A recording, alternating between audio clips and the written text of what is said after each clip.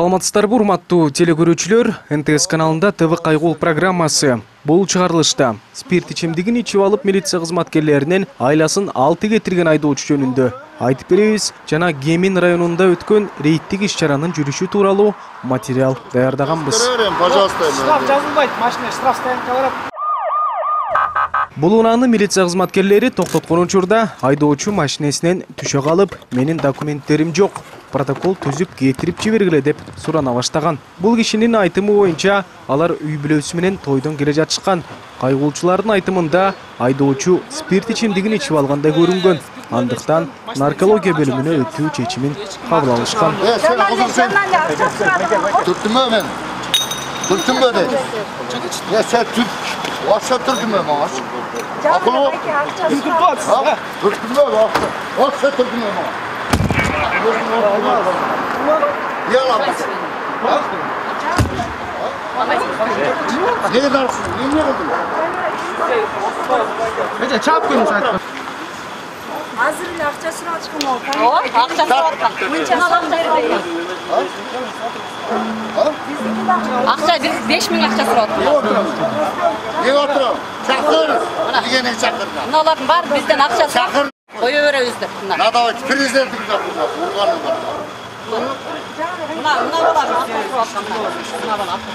Nece siz niye kol salladasınız? Akçası var. Hayır Nece. Kim?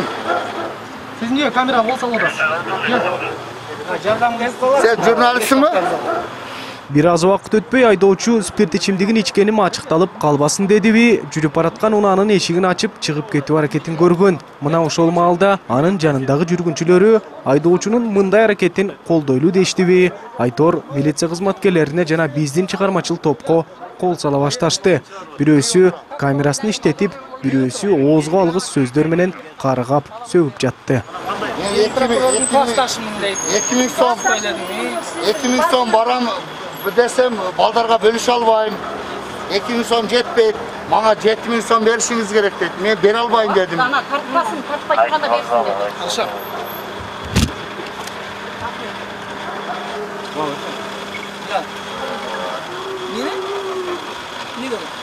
Sen birinci normal sırap, birdeken sırap duran dedi. Ал эми айдоочунун жубайы милиция кызматкеринин тапанчасын жулуп алуу аракетин көрүп, бир нече жолу чаап дагы жиберген.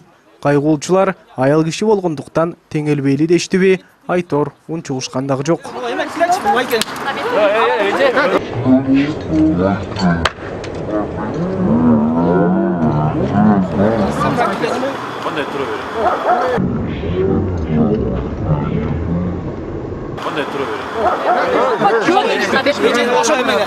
Ana betin menen suradın mı? 7 milyon so'm akça suradı bu.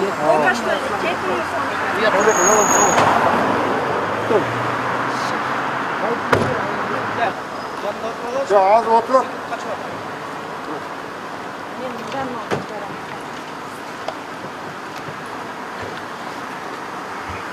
Durun. Atma, neyse keste oturmayın. Deme, çüp sallama hemen düştü yerden. Ayka gitmesin mi? 3 kilo pasajırlar 3 kilo. Bayke uyarsa. Ayka biz. 3 kilo. Hadi canım bir tuğanda. 3 kilo. Anda bayke. Bizim aşağı oturursan da bilir. Bayke ne? Bayke. Suradı 7 milyon so'm. Pasajırlar 3 kilo. Akçanızda bir deyiniz de çıkmış sırada. Bağırın çöz görecek. Eski oturma etme. Otursak öyle. Sen otursak. Otursak şu. Бұл ежекен доставка қылыш керек болды, по-любому. Otursak şu. Eceke.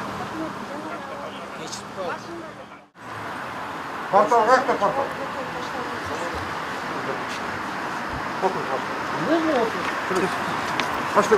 Niye oturam ben?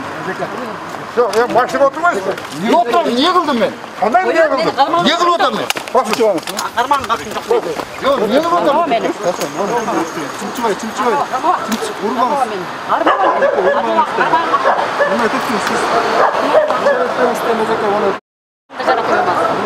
Ошентип бир сааттай убакыт алышкан соң наркологияга дагы жеттик. Ал жактан айдоочу тааныштарына чалып жардам дагы сурап көрдү, бирок андай аракеттеринен майнап чыккан жок. Бир туруп милиция кызматкерлерине тийишип, бир туруп биздин чыгармачыл топту силер маңкуртсуңар деп жатты. Ал эми маңкурт деген сөздүн маанисин сураганыбызда мындай деп жооп берди. Онда сен маңкурт болуп, Памирге бар онда сен. O şakta yaşa. Kırgız o şerde maşina aydıbayt, mankurt boluyla ömür boyu ötölü de turup, jurnalist o şerde barı informasiya vermeysin mi sen? Pamirde mankurtlar yaşayıb. Ha? Pamirde mankurtlar yaşayıb. Maşina aydıbayın Kırgızlar yaşaydı da şerде, тұрау? Yok, ошо Pamirde mankurtlar yaşayıb. Ha? Mankurt деген не байке? Pamirde mankurtlar yaşayıb. Mankurt degенде Чыңгыз Айтматовтан сұра. Ал жакта байке Манкур бу? сиздердин туугандарыбыз жашайт. Манкурт эмес. Mankurt degенде Чыңгыз Айтматовтан сұра. Ошону айтып атпаймынбы? Акыл ба? Манкурт деген аябай жаман. Кыргызды маnkurt кылган Чыңгыз болгон. Кыргыз манкурт болгон эмес эч. Ha, болгон эмес. Эч качан Ha, болгон эмес. Дарыгерлердин айтымы боюнча бул айдоочу чындыгында спирт ичимдигин ичип алып унаа башкарган. Эмне үчүн жанындагы жүргүнчүлөрү токтотуп калышкан эмес. Эскерте кетсек, дал ушул күнү Ички иштер министри Улан Ниязбеков спирт ичимдигин ичип алып унаа башкаргандарды аныкташ үчүн рейдтик иш-чараларды күчөтүш керектигин айткан.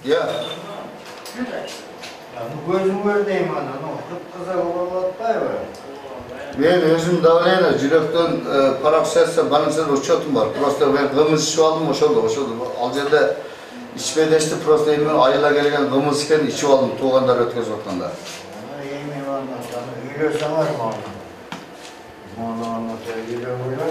Ошентип бул айдоочунун унаасы айып короосуна токтотулган. Бизге таарынып калдыбы? Айтор ал жактан дагы баягы акылга сыйбас сөздөрүн биздин чыгармачыл топко жаадыра баштады.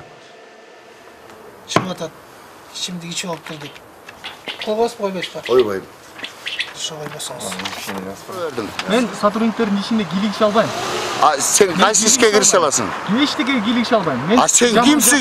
Эч кимге кирише албасаң, бирөө камерага тартканга сен кандай укугуң бар? Укугум бар.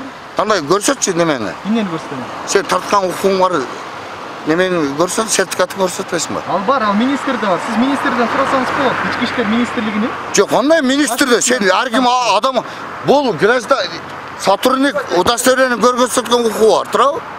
Сен удостоверениең барбы көрсөткөн? Көрсөт. Окуңуз. Же мен зрением жетпейт мындай неме кылсам болобу? Окуңуз. Жарык кылып алсам болобу? Жарык кылып окуңуз. Телефонго тарткан болбойт. Жок, мына неме көрбөймүн мен жар. Мындай. Жок, мен зрением жетпейт атпайбы?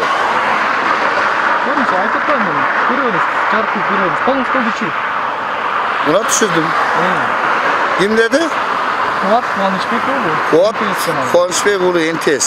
Ушуну менен токтоп калбастан айдоочу өзүнүн үй бүлөсү менен Свердлов райондук милиция бөлүмүнө арыз жазам деп барыптыр. Мен сізге дагы бир жолу түшүндүрүп айтып атам. Сиздики бул милициялардын үстүнөн жазган арызыңыз уголовный ишмен, кылмыш менен кетет.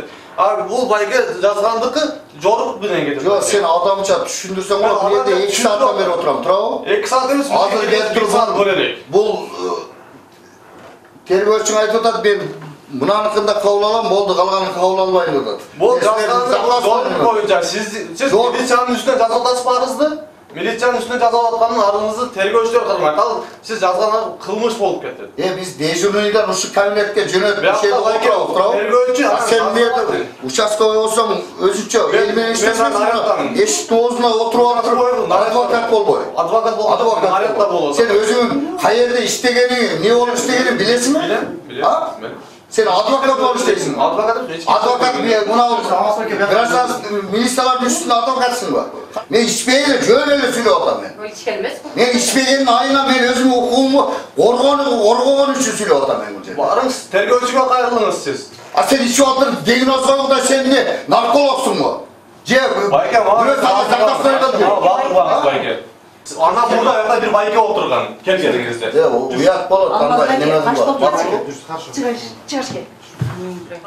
Бардыңыздарга белгилүү, бул окуя айдоочу спирт ичимдигин ичип алгандан чыкты. Мындай жарандарды убагында токтотуп калуу, башка жолдо жүргөн адамдардын өмүрүн сактап калуу дегенди түшүндүрөт.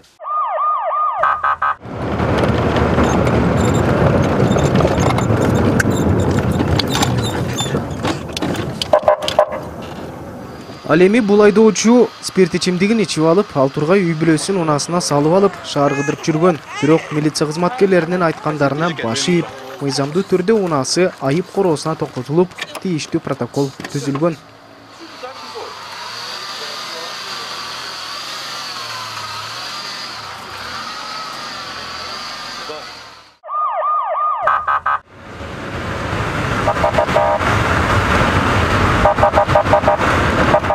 Кант шаары. Айдоочу темир тулпарына ишендиби Айтор милиция кызматкерлери токтоткон учурда баш ийбей качып кетип аракетин көргөн. А бирок ою ишке ашкан жок. Бул жаран тийиштүү документтери жок эле унаа башкарып бара жатыптыр. Ошондуктан качып кутулайын десе керек.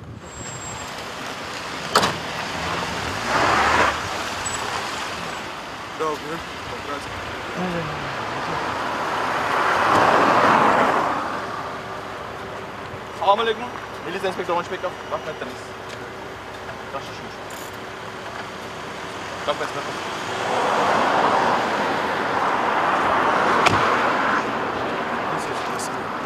Нет, документы можно же? Да, можно.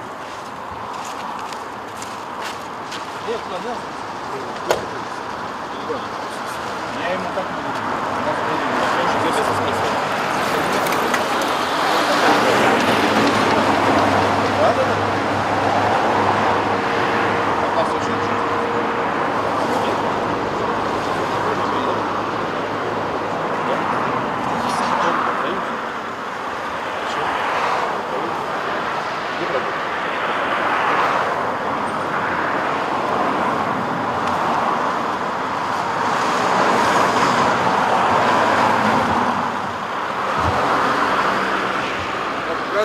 Пожалуйста. Это же моя работа. Я без базара был бы пьяный, был, слышишь, снимал бы.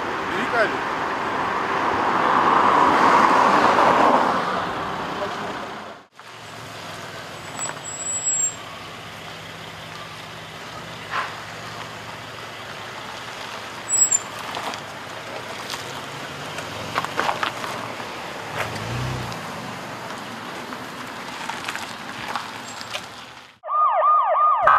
Рейдтің бағытталғаны бүгінгі жол кырсыгы көбөйүп аткандан Чүй облусунда ошого карата иш-чараларды жүргүзүп атабыз.